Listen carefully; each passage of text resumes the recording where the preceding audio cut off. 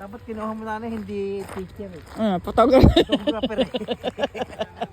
Dapat daw, photographer daw ang kinuha ko. Photographer. Sa itasin. Bakit ba? Pwede palang dumaan. Pwede pala dun. Ikot pa tayo. Oh, Pwede pala dun sa loob. pwede palang dumaan dyan. Pwede madulas. Riley. Tayo, pwede mag-overnight Ikot dito. tayo. Ha? Pwede pala dyan mag-overnight. Magkano per night dito? Step? Mahal yata dito. Ah, mahal. Ha? Per night. Ha? 700?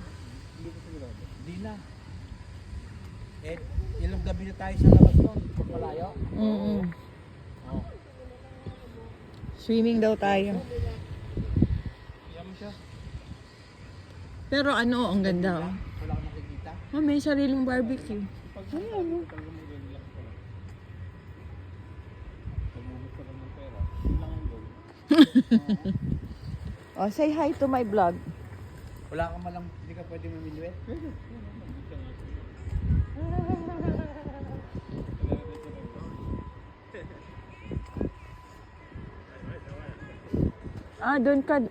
Doon pala parking sa likod.